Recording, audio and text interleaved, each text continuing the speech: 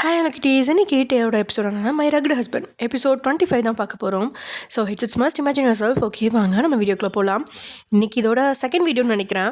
And இன்னொரு விஷயம் சொல்லணும்னு நினச்சேன்டா. ஒருத்தவங்க வந்து சொல்லியிருந்தாங்க அவங்க ஃபஸ்ட்டு மேரேஜ் ஆகி வந்தப்போ மாமியார் வீட்டில் அப்படிலாம் இருந்துச்சு, அப்புறம் இப்போ நார்மல் ஆகிட்டாங்க அப்படின்ற மாதிரி. பட் இதெல்லாம் வந்து ஆக்சுவலி எல்லார் வீட்லேயும் இருக்கும் தான்டா, எல்லார் வீட்லேயுமே இருக்கும்.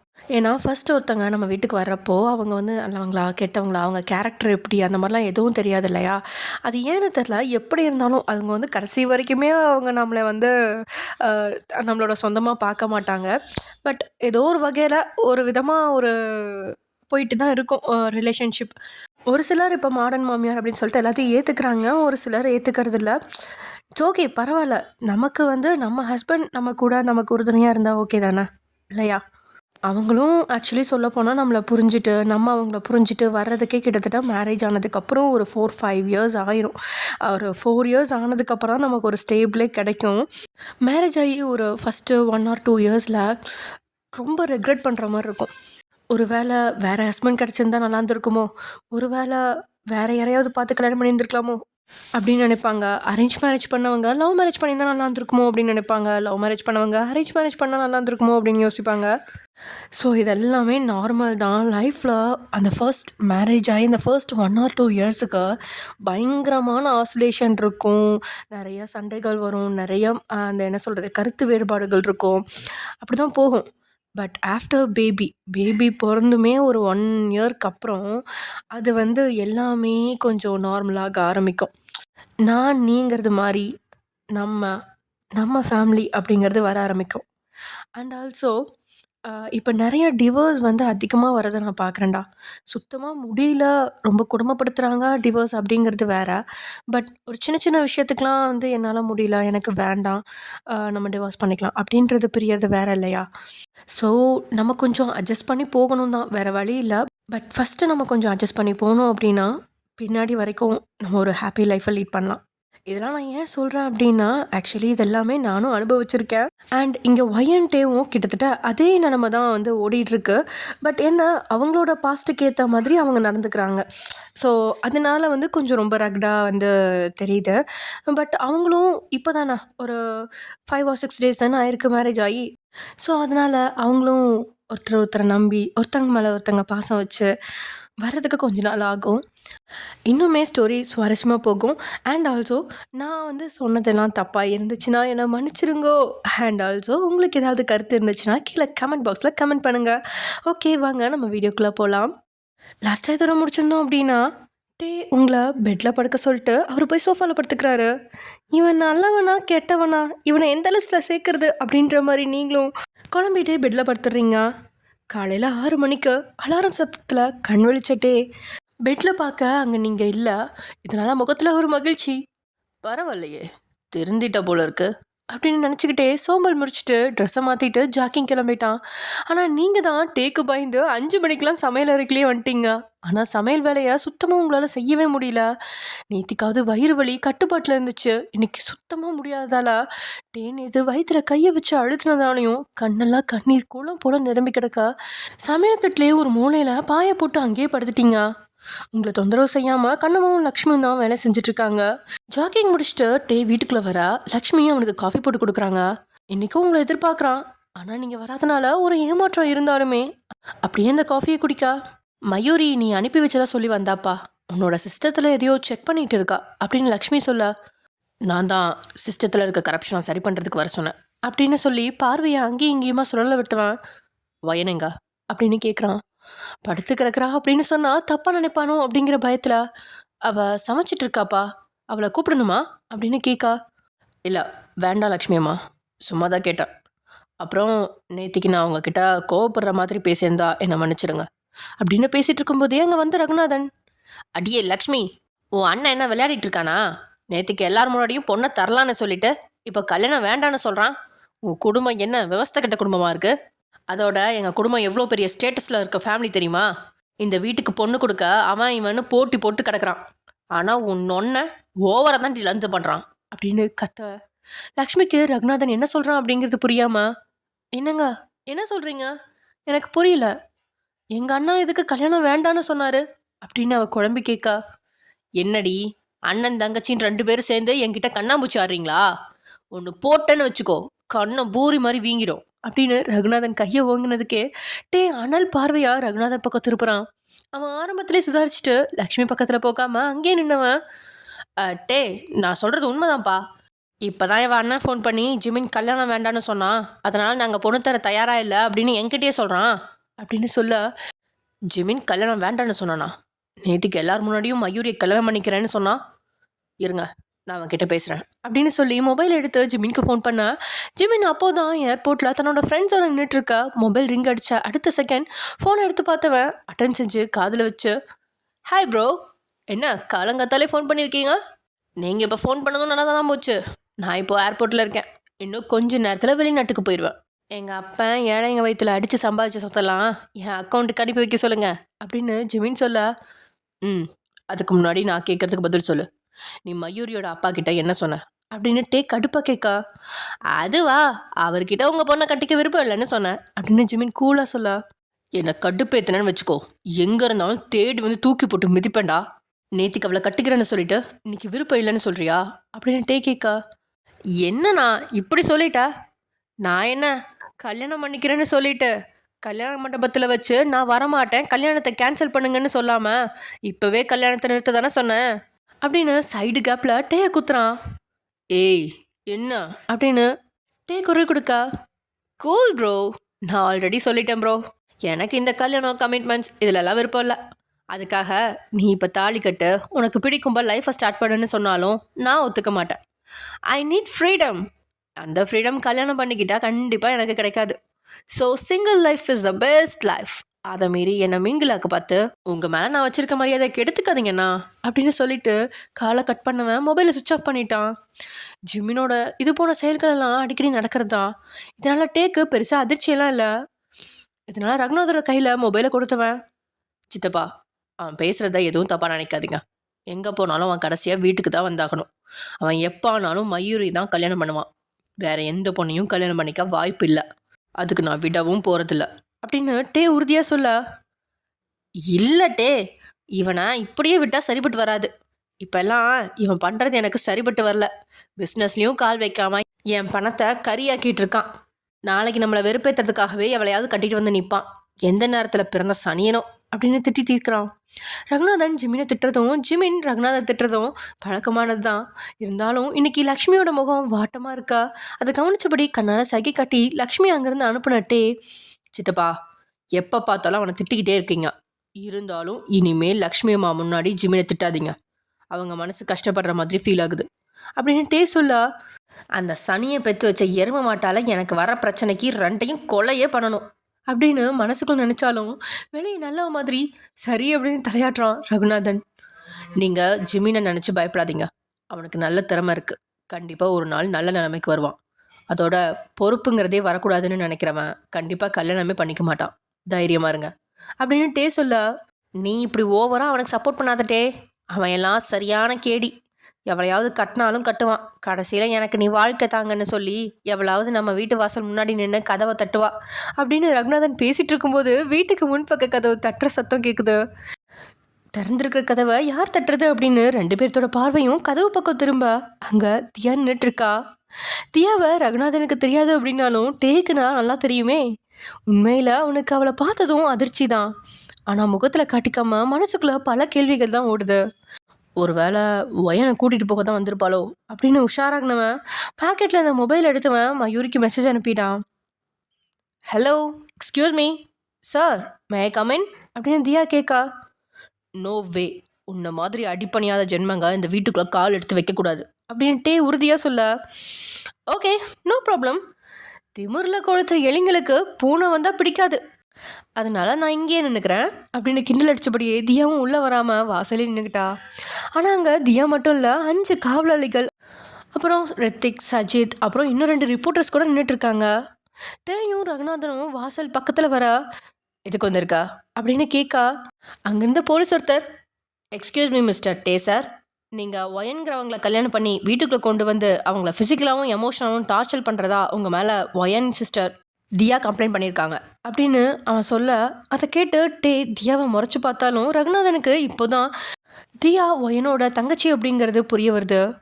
அவளை அப்படியே ஒரு நோட்டமிட ஜீன்ஸ் பேண்ட், நீளமான கவுன், அதுக்கு மேலே துப்பட்டா எதுவுமே கிடையாது. காதில் ஒரு சின்ன பொட்டு, லேசாக 2 பேர்த்துக்கும் ஒரே போன முகஜாடை இருக்கா. முகத்தை சுழிச்சவன் 3 வேளை ஓசியில் தின்ன கடவுள் அவளுக்கு ஒரு வாய்ப்பு கொடுத்தா அதை கெடுக்கிறதுக்குன்னே வந்திருக்கா. பொண்ணா இவ பார்க்கறதுக்கு ஒரு மாதிரியாக இருக்கா அப்படின்னு முகம் சுழிச்சபடியே நின்றுட்டு இருக்கான். சார், நான் யாரையும் டார்ச்சர் பண்ணலை, தேவையில்லாமல் பழி போடாமல் இங்கேருந்து கிளம்பி போங்க அப்படின்ட்டே சொல்ல. பழி போடுறேண்ணா, என்கிட்ட ஆதாரம் இருக்குது அப்படின்னு சொன்னவ ஒரு வாய்ஸ் ரெக்கார்டரை ஆன் பண்ணுறான். அதில் முதல் நாள் கோவிலில் வச்சு நீங்கள் தியா கிட்ட கொஞ்சம் சகஜமாக 2 நிமிஷம் பேச, அப்போது அவளை குடும்பப்படுத்துறதாக கொஞ்சம் சில விஷயங்களை சொல்லியிருக்கீங்க. அதை தான் இப்போது ஆதாரமாக தியா காட்ட பல்ல கடிச்சிக்கிட்டு பொறுமை காத்தாலும் அதிர்ச்சியாக நின்றுட்டு இருந்த ரகுநாதனுக்கு கோபம் தலைக்கு மேலே ஏற, ஏய் என்னடி பொட்டச்சியாக இருக்கேன்னு பார்த்தா எங்கள் வீட்டு ஆம்பளைங்க மேலேயே பழி போடுறியா? எங்கள் வசதி என்ன, எங்கள் ரேஞ்ச் என்னன்னு உனக்கு தெரியுமா? நீ எல்லாம் எங்கள் காலில் கிடக்கிற செருப்பை விட கேவலமான ரேஞ்ச். எங்கள் முன்னாடியே வந்து சத்தம் போடுறியா நீ அப்படின்னு ரகுநாதன் கோபப்பட, என்னது காலில் கிடக்கிற செருப்பா? ஆமாம், நாங்கள் காலில் கிடக்கிற செருப்பு தான். ஆனால் நீ என்ன தெரியுமா, என் தலையில் இருக்க மயிர் மாதிரி ஓவராக துள்னா புட்டுங்கி எரிஞ்சிட்டு போயிட்டே இருப்பேன் அப்படின்னு தியா சொல்ல அவனுக்கு அப்படியே அதிர்ச்சி ஆயிடுச்சு. யாரும் ஆண்கள் முன்னாடி எதிர்த்து பேசக்கூடாது அப்படின்னு நினைப்பான். அப்படிப்பட்டவனை எல்லாரும் முன்னாடியும் அசிங்கப்படுத்திட்டாலே அப்படின்னு அடிக்கிறதுக்காக கையை வாங்கின அடுத்த செகண்டே ரகுநாதனோட கையை பிடிச்சி தடுத்தபடி, சித்தப்பா அவசரப்படாதீங்க, இந்த போலீஸ்காரங்க நம்ம பணத்துக்கு மயங்குறவங்க இல்லை, ரொம்ப ஸ்ட்ரிக்டான ஆட்கள்.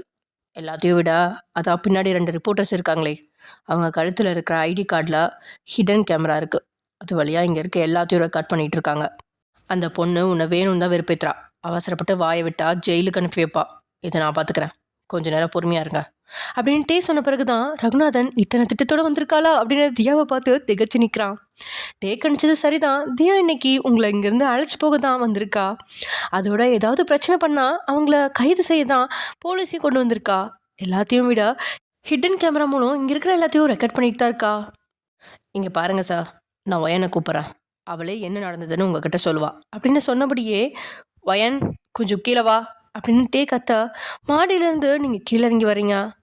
ரெட் ப்ளஸ் கோல்ட் கலர் கலந்த பட்டு சேலை, கழுத்தில் ரூபி டைமண்ட், கை காது எல்லாம் டைமண்ட் நகைகள், எங்கேயோ வெளியில் போக தயாராக இருக்கிற மாதிரி அழகாக ரெடியாகி முன்னாடி வந்து நிற்கிறீங்க. அக்காவோட இந்த கோலத்தை பார்த்து அப்படியே வியந்து நிற்கும் போதே நீங்களாவே டேவோட கையை பிடிச்சிக்கிட்டீங்க. ஒயன் சொல்லு, உன்னை நான் குடும்பப்படுத்துகிறேனா அப்படின்னு கேட்கா. யாருடைய முகத்தையும் நீங்கள் தலை நிமிர்ந்து பார்க்கவே இல்லை. ஆனால் இல்லை, அந்த மாதிரி எதுவும் கிடையாது. அவர் என்ன ரொம்ப நல்லா பார்த்துக்கிறாரு. என் தங்கச்சி போலியாக கம்ப்ளைண்ட் கொடுத்துருக்கா அப்படின்னு நீங்கள் சொன்னதை கேட்டு அங்கே இருக்கிற எல்லாத்துக்குமே ஹார்ட் அட்டாக் தான் வருது. அக்கா நீ என்ன லூஸா? உனக்கு ஹெல்ப் பண்ண தானே இங்கே வந்தேன். அக்கா அவன் ஒரு சரியான கேப் மாதிரி இதான் இது பக்கத்தில் நிற்கிறானே இந்த கிழமை, இவன் ஒரு கூமுட்டைன்னு எல்லாரும் முன்னாடி சொல்லு. நீ இப்போ தைரியமாக பேசுகிற மட்டும்தான் என்னால் உனக்கு ஹெல்ப் பண்ண முடியும் அப்படின்னு தியா கத்த. தலைன்னு வந்து தியா முகத்தை பார்த்தவளோட உதட்டில் ஒரு புன்னகை. ஆனால் கண்களில் புன்னகையே இல்லை, வேதனை மட்டும்தான் இருக்கு. இருந்தாலும் தியா, நீ நினைக்கிற மாதிரி எதுவும் இல்லை. நான் சந்தோஷமாக இருக்கேன். என்னை பார்த்தாலே உனக்கு தெரியலையா, நான் எதிர்பார்த்ததை விட ரொம்ப பெரிய பணக்கார வாழ்க்கை வாழ்கிறேன். என் வாழ்க்கையில் குறுக்க வராத போயிடு தியா. உனக்காக பாட்டி இருக்காங்க, பாட்டியை பாரு அப்படின்னு நீங்கள் சொன்னாலும் உங்கள் வார்த்தையில் ஏதோ ஒரு கலக்கம் இருக்கிறது தியாவுக்கும் புரியுது.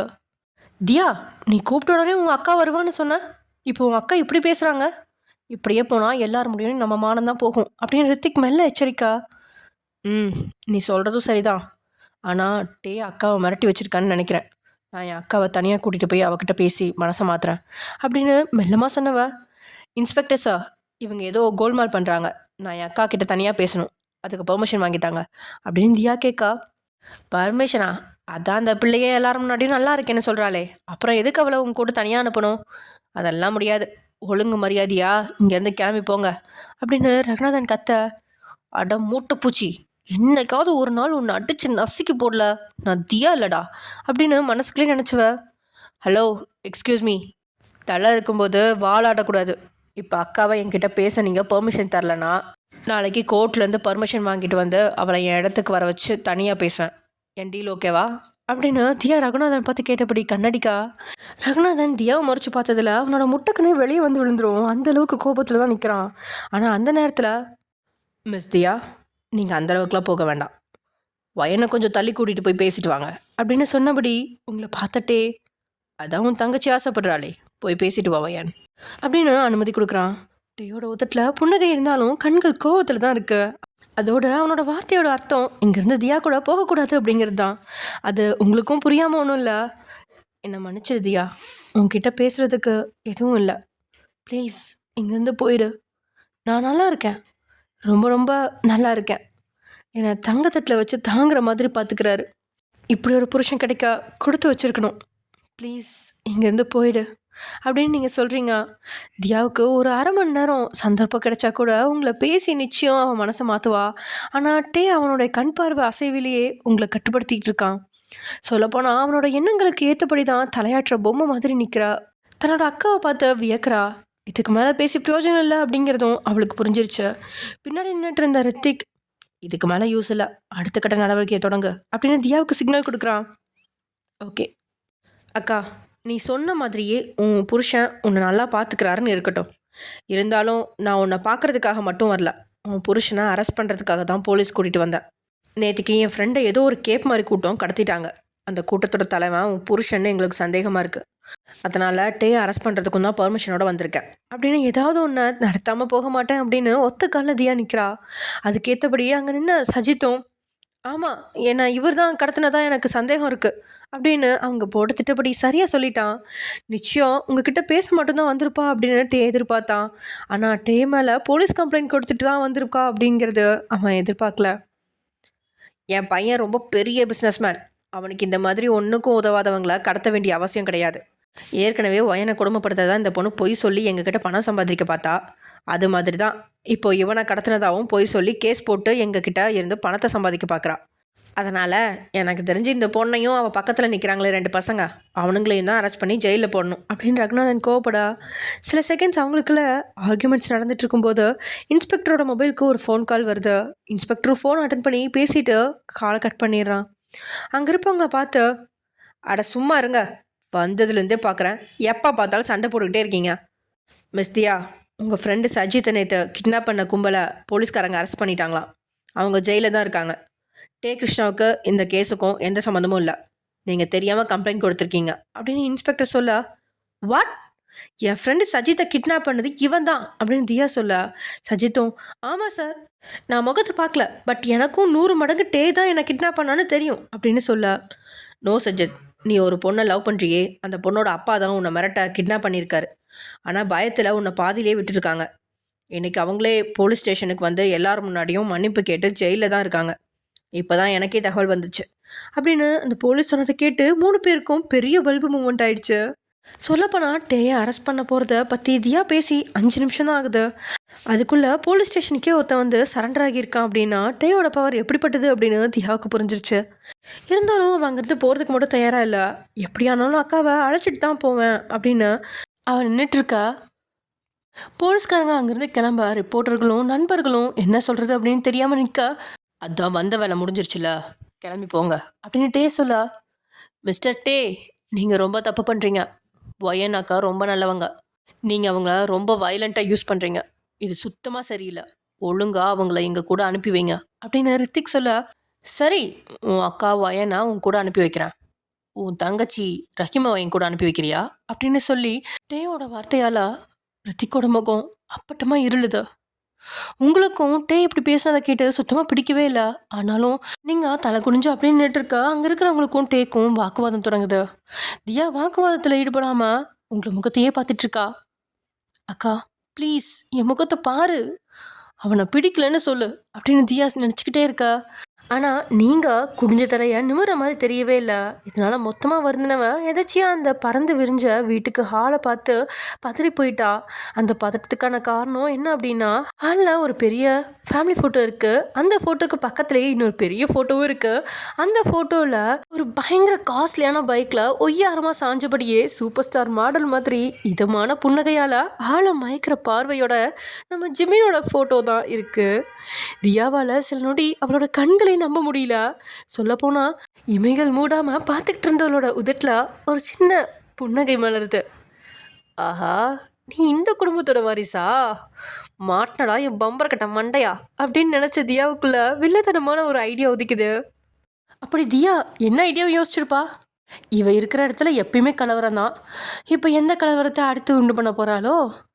ஓகே ஃப்ரெண்ட்ஸ், இதோட இந்த எபிசோட முடிச்சிடலாம். நெக்ஸ்ட் எபிசோடில் என்ன நடக்க போகுதுங்கிறத நெக்ஸ்ட் எபிசோடில் பார்க்கலாம். ஓகே, பாய்.